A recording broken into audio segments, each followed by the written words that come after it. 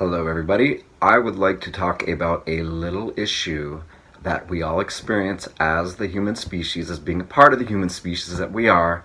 It's almost like a plague that's affecting us all that we can change if we choose. And what that plague is the affliction of a closed mind. So I'm going to be real quick, and I'm just going to talk about something that can be a potential mind opener. I'm not going to talk about a heart opening thing. That's an entirely other subject. But tonight I'm going to talk about one simple thing that somebody can do to begin to open up their mind, a mind that's been wired shut by the short few years we've had in this human body through experience, through beliefs, through behaviors, to the degree that we're like wired right shut. We're in this little tiny area and we're right here, like literally right here. I'm this person, I'm me, this is the experience I'm having, and I'm right here.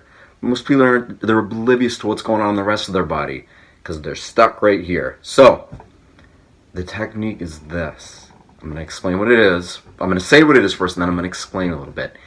To instead think of yourself as, instead of thinking of yourself as this human person, this personality that you are, think of your human body as being an antenna for the very consciousness that is inhabiting you.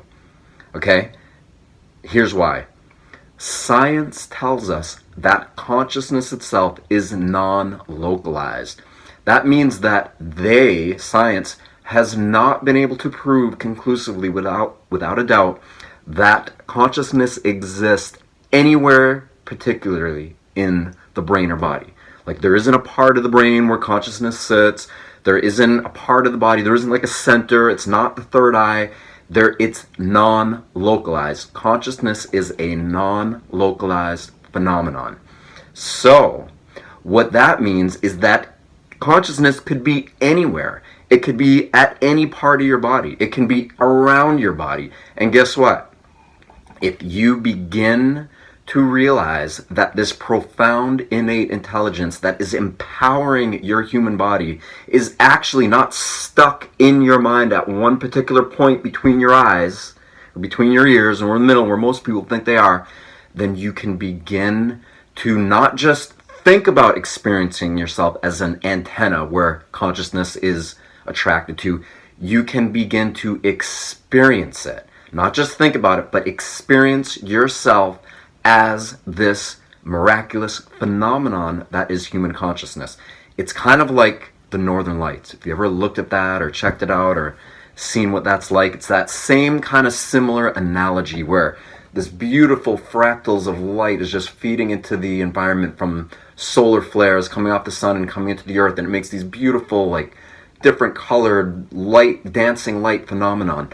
Our consciousness is very much like that in our human body.